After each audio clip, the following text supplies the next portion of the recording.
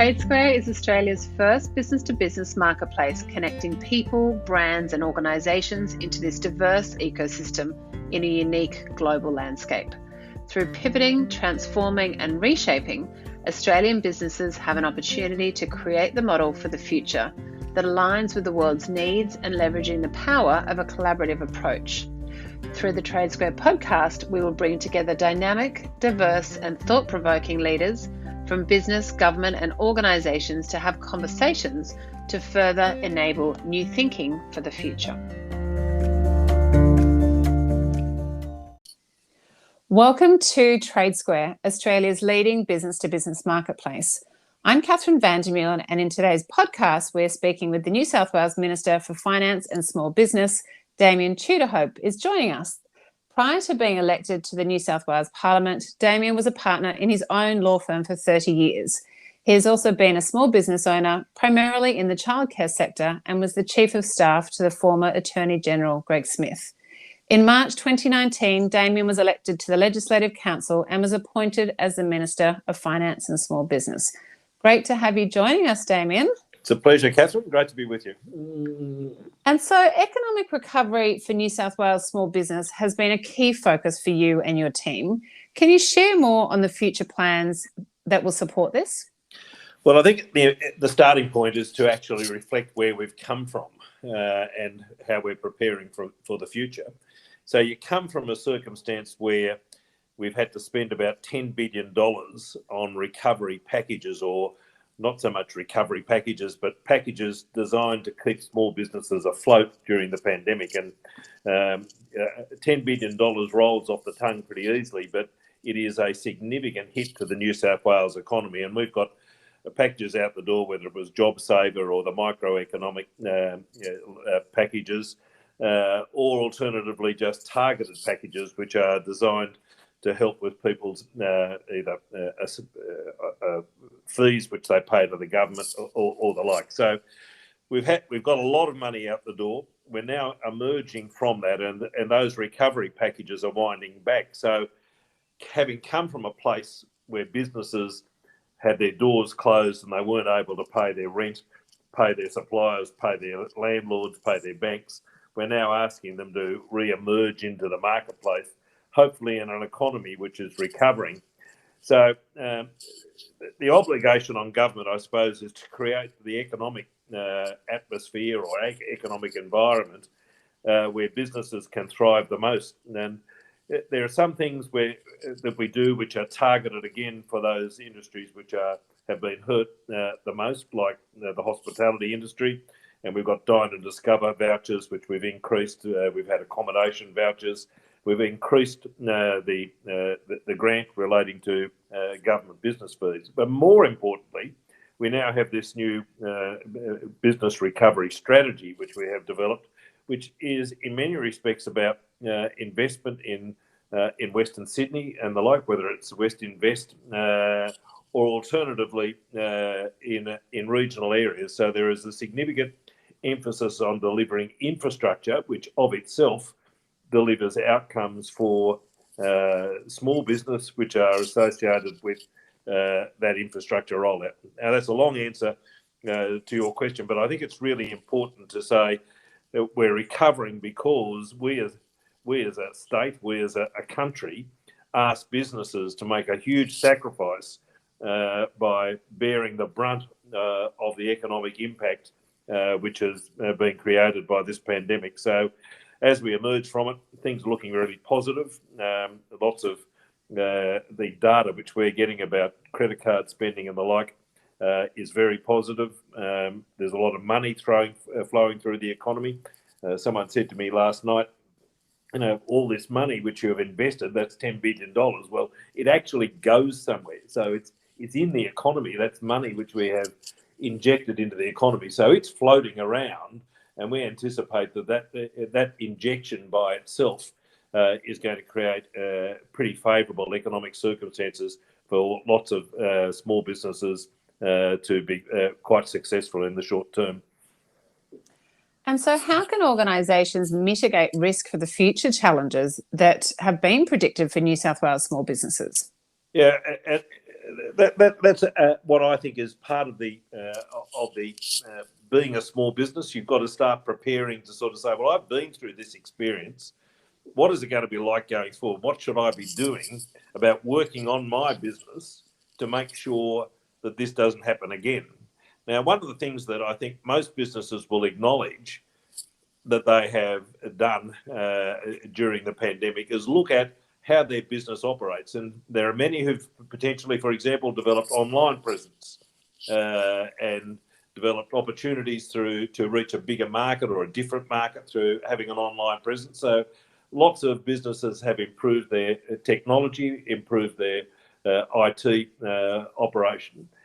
But there are other things that they should be doing. And I must say that one of the things that I am very keen on is the financial advice industry. Is we should be always looking to say, well, how do I structure my business best to prepare for the future, get proper advice, whether it's Business Connect or your accountant or some other organisation, but you ought to be collaborating with other organisations for the purposes of saying, what are you doing to be successful? How are you preparing for the future? What can I do in my business to prepare for the future? Are there tweaks that I ought to be making to make sure that that I have the opportunity of not going down a hole if something occurs again in relation to the outbreak of this pandemic? And I'll give you an example. We've had a lot of issues relating to a small business and their relationship with their landlords. Now, landlords have been hit very hard as well, and often landlords are small business. But one of the things that we've noticed is that there is an improving relationship between landlords and tenants for the purposes of landlords and tenants coming together to make sure that the business survives. There are lots of ways, and if there's one last thing that I could point out is this, is the involvement by businesses in their local chambers of commerce is a really a good strategic move to make, because some of the best ideas you get about your business is ideas you get from other business and how you share that between yourselves. And they're often ideas that you've never had in your life. As a parent, I know that because some of the best parenting ideas I got were generally things that other parents do. Well, some of the best ideas you can get for businesses are things that other businesses do. Couldn't agree more with both of those points, actually. So the New South Wales government has recently launched the activities for the March 22 Small Business Month, which is focused on rebuild, recharge and renew. What are the key outcomes planned for this activity, and how can organisations get involved?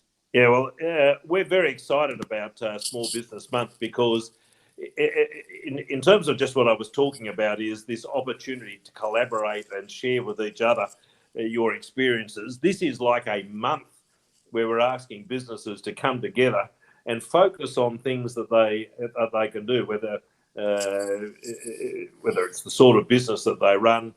Like you may have a seminar which you organise in your chamber to teach people how to use IT better. It may be how to use different platforms for the purpose of sharing ideas. It is may be the idea of how do I relate to my bank. So there are a plethora of ideas out there, and we're asking small businesses, and during Small Business Month, and we've made money available to local chambers of commerce to develop programs for the purpose of getting businesses involved to talk about their business, what they did during the pandemic, what opportunities there are in the future. And really, I think that the whole emphasis which we have during Small Business Month is this idea of collaboration. So we want business who may not talk to each other all that often, whether it's the local butcher talking to the local hairdresser. There are businesses which talk to each other to say, well, how are you going? Are there opportunities that we can use to help you, to refer people to you, so that we can build stronger and better businesses going forward? So there are applications, if there is anyone out there who's listening to this podcast, let me get a plug in. There are applications for Small Business Month grants, which close on the 10th of December. So not long to apply for one of those grants. So if you're involved in a local chamber, make sure your chamber has applied for one of those grants and get involved in preparing some sort of opportunity to help businesses during the course of Small Business Month next March. You touched on the word collaboration, and no matter what sector we have connected with this year, the word collaboration is threaded into every conversation. Why is it so important? Why now is it even more important than ever in this journey to recovery? Yeah, well, because, and I like it as a word, because like the example I gave you earlier about good parents learning from other parents, and that being their source of truth and source of knowledge. The best sources of truth and support and knowledge is generally other businesses, and that if you have that mindset about your own business, you'll often be a great player in a local community. Now, we've had lots of programs, say, for example, during the drought, and I recall going up to northern New South Wales when it was badly affected by drought. And one of the big things that we started to develop was this idea of buy local. Now, buy local has probably been around forever, but there was this new focus on supporting the small businesses in your community, because although one business might be going okay, other businesses were really struggling because agriculture being what it was in northern New South Wales, there were some businesses which were barely trading, and yet they were opening their doors every day. So the promotion of ideas like buy local is the epitome of collaboration. We had another program, you may recall, called Buy from the Bush, where we encouraged metropolitan people to support regional businesses who were doing it tough during the drought. Now, as we come out of the pandemic, what we're saying, use your dine and discover at your local restaurant, support the local businesses as part of the way that you're starting to interact with the community. Because if you have strong local businesses, generally, let me tell you, the house prices in your suburb will increase. So there's a vested interest that people should have in making sure that they have strong local businesses, because it supports the quality of life in their suburbs. So collaboration, buy local, support your local businesses is really an important part of making sure that each individual local small business goes well. So thinking about that localised piece and about buy local, let's shift to about spending locally. With organisations experiencing international supply chain issues, why is it so important for organisations to also spend locally? Well, because in many respects, that's exactly why they should, because supply chains being what they are, often it's your local business where you'll be able to access things which are potentially quite novel or the like. So we've identified two really big impediments to the I suppose the recovery of the economy, and the first is accessing labour, and the second is supply chain issues, where we have issues with containers getting through ports and the like, and that has become a significant issue for local businesses. So supporting those local businesses is almost like acknowledging that they are still under some pressure. But more importantly is we've got this issue relating to accessing staff and trades. And the big issue which we've identified is in the hospitality industry, where as a result of no international students or no backpackers or the like, we have had this significant downturn in people who work in shops and the like. And I was at a Chinese restaurant yesterday, and it's quite a big Chinese restaurant, but every person working in the Chinese restaurant was a member of the owner's family because he couldn't get staff. So he had to call on every family member from uphill and down Dale to come and work for him, just to keep the restaurant open. Another business I was talking to, which is a hotel business, they've had to close 4 stories of their hotel because they can't get the staff to do to make up the rooms and do the room service and provide for the needs of the guests at the hotel. So it is tricky, the environment which we are in. But one thing which we are noticing is that people are no longer taking overseas holidays. So they are wanting to spend their money at home. So the opportunities for regional businesses and local businesses are terrific. Money is there to be spent. Money is flushing through the economy. The supply chain issue is something that we've got to keep our eye on. Thinking about the money flushing through the economy that you mentioned, with a $40 billion goods and services budget for the New South Wales government, how can small businesses work with the government to navigate tenders and work with local councils through procurement? Yeah, Catherine, it's been a real bugbear of mine ever since I was in business myself, is that I used to always look at all these tier one players and say they got all the government work and small businesses didn't get much. I was a lawyer in my past life, as you indicated, and one of the things that I used to think always, well, why does the local hospital, if it was buying a property, or local school was buying a property, get the conveyancing done by a large city firm? Why don't they use a local firm to do that work? And when I got into this role, I have been very, very pushy about the idea of why aren't we using local small businesses to do our work? And we started to develop this as an idea. And and I'll give you an example. When we did the bushfire cleanup early last year in 2020, we engaged Lang O'Rourke to do the cleanup on behalf of the government.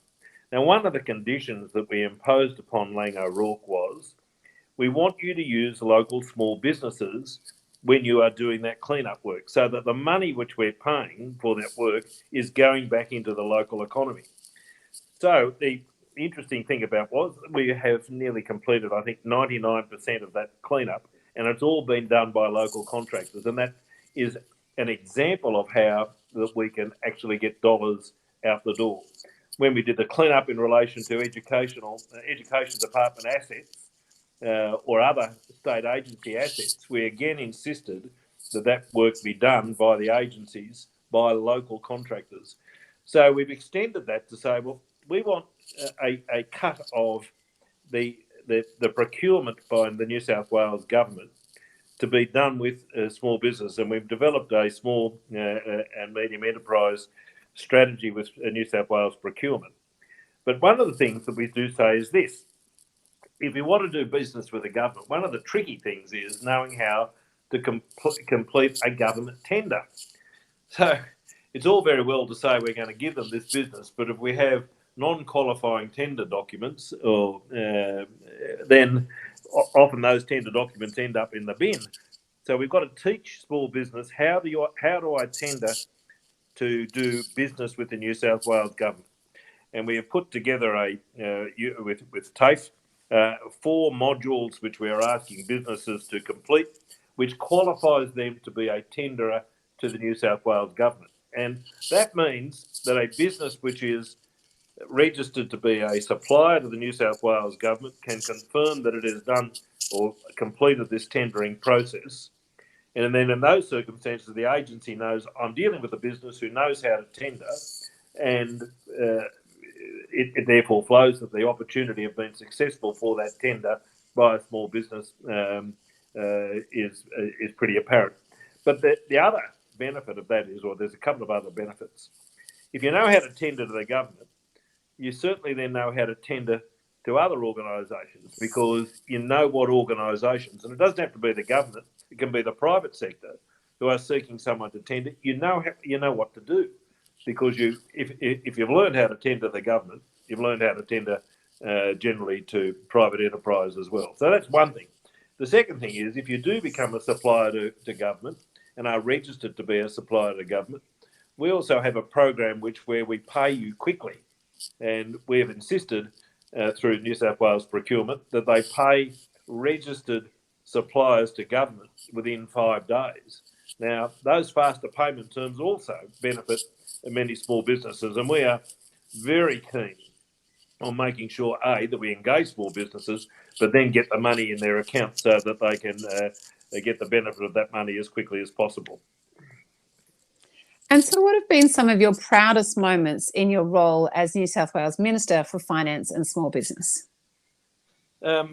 Well, it's hard to say.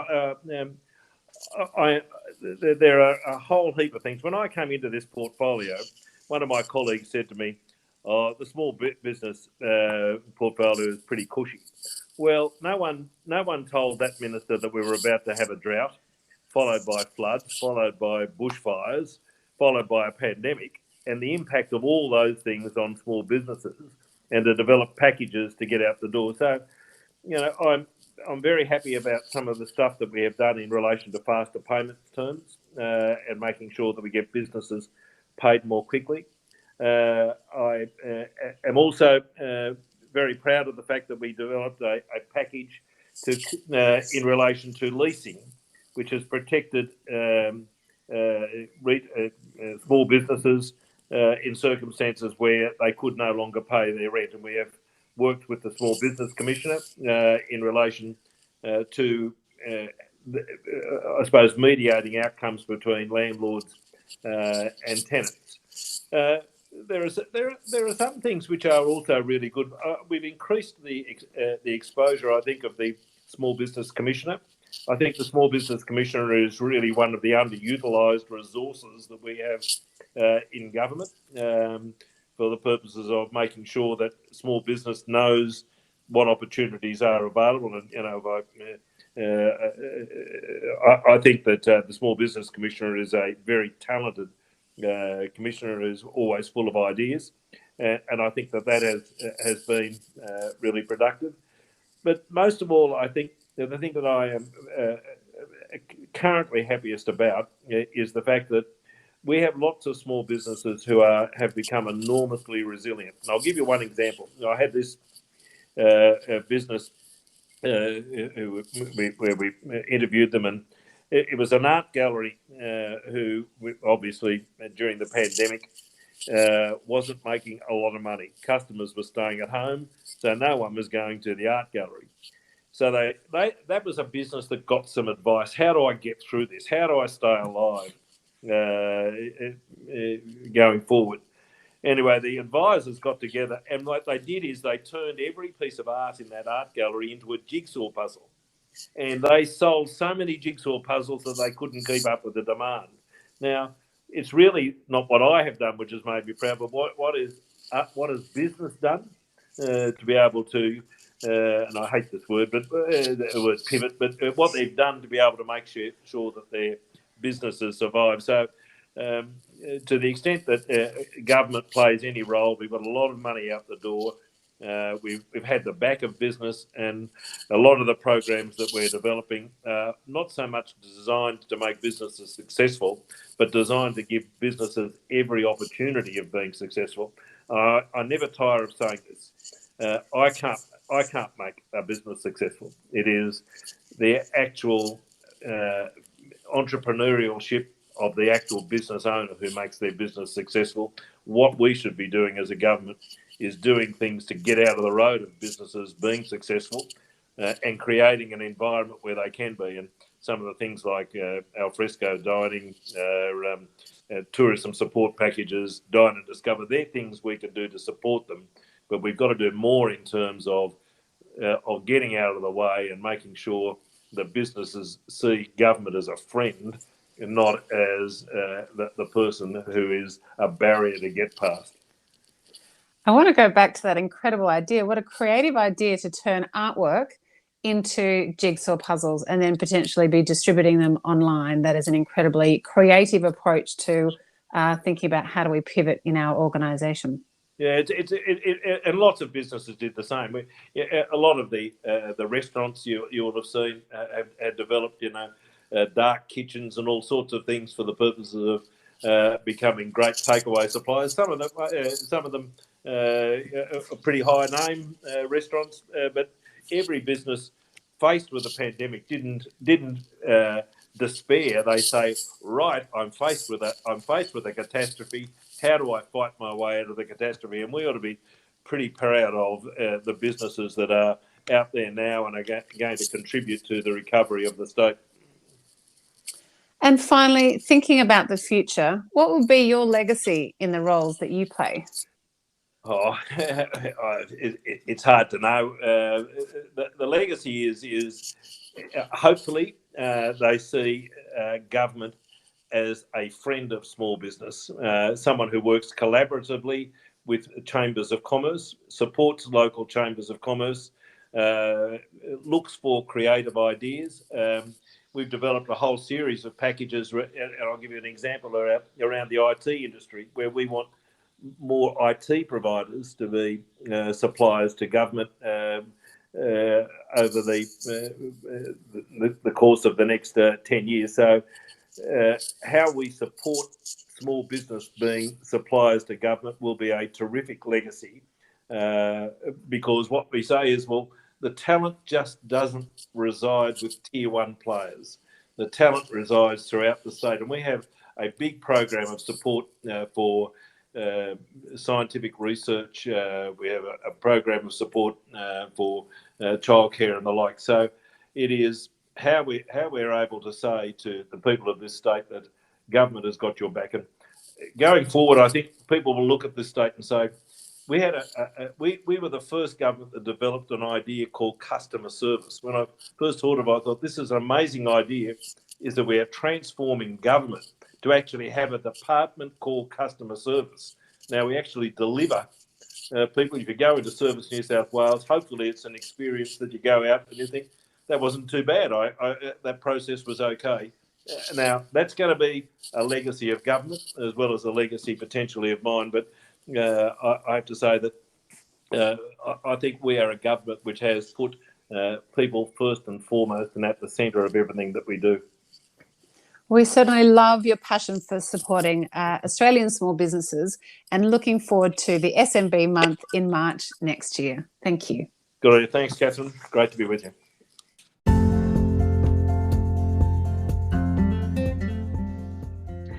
For more information on TradeSquare, head to www.tradesquare.com.au and support Australian business economic recovery and growth with a collaborative approach to the future of business.